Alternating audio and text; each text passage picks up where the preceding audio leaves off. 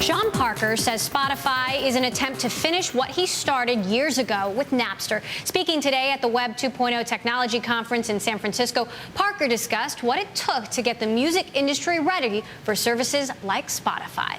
Unfortunately, it took the outright collapse of the recorded music business as we know it to finally compel them to actually do deals. So the business went from a $48 billion yearly business globally to a $12 billion yearly business globally, and I think this year the numbers are down even more.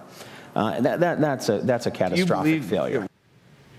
Let's head right back to the Web 2.0 Technology Conference right now with our Cory Johnson, who's standing by with Napster founder and Facebook president, Sean Parker. Cory? Yeah, Emily, the music business, Sean Parker, you've been changing the music business, whether they liked it or not, for a long time. Now Spotify, which is service I just started using heavily about 2 weeks ago because after the party you had a few weeks ago, I was compelled to try it. What are you trying to do with Spotify? Well, ultimately, we're trying to fix the record business and get ourselves to a point where artists are getting paid. I mean, I think the last 10 years have been very bad for the recorded music business. I love that when you cited those numbers in that bite, because those are the right numbers. I did the research recently. That's right on. Yeah, it's pretty extraordinary. And when we were at Napster, we never believed this would happen. We believed that the problems of not just piracy, but digital distribution in general would get resolved much more quickly, that the record business would embrace change much more quickly than they actually did. I never thought that it would get as bad as it did before. The kind of changes we're now seeing with Spotify and some of the other services would actually come to pass. Well, and for those who haven't used Spotify, I mean, what's interesting about it to me is just you pay a monthly fee and have access to just a ton of music. So what's happening there? Do you see it that way, or do you see it as an introduction service? So Spotify really doesn't compete with iTunes or these retail store-based services. Spotify competes directly with piracy. We are capturing users out of a piracy-based environment where they have immediate gratification, unlimited access to everything at their fingertips. Right. They can share and sample music for free. But we're bringing those users into a legitimate music environment for the very first time. This is what we'd hoped to do at Napster, and we were never able to do it because we could never get the deals done in that era that were needed to do it. I'm sure there are technological issues. There are like 1,000 engineers that worked on this thing that are cursing me right now. But it seems like the real issue here was licensing and the willingness of the record companies to give it up. It was, it was surprising that it took as long as it did, given the state that the record business was in. The record business had been in a steady decline since the advent of Napster. There were other factors leading to the decline as well, such as the unbundling of the CD into singles. Right.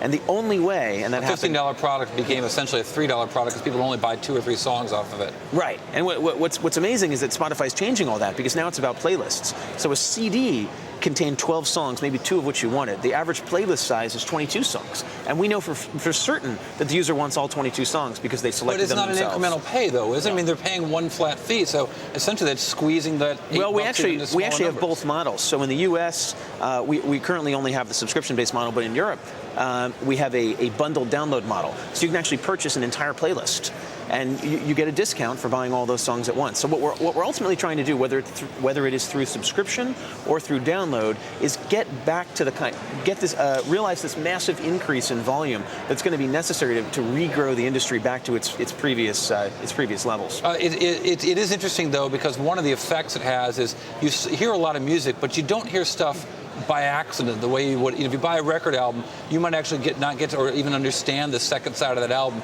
until you've listened to it a bunch of times. But because you bought it, you've got more music. Do you think about that effect on the culture with this service? Well, look, playlists are a great example of where that's happening all the time, where users are discovering more music than ever before. In fact, when you create an environment where there's frictionless distribution of music, where you can share your entire music collection with your friends, you can see their whole music library, you can see all their playlists, you'll start subscribing to playlists and listening to music that you never would have listened to. And it's contextualized because it's the music that your friends around you are listening to. Now, you were famously president at Facebook. President. Infamously, perhaps, and well portrayed as well, or at least widely portrayed. I would say badly portrayed. Yes, badly portrayed, but widely portrayed. The tie-in with Spotify and Facebook seems really crucial. I mean, the Pandora guys have got to be shooting themselves, and they look at, you've got the tie-in with the world's largest social network.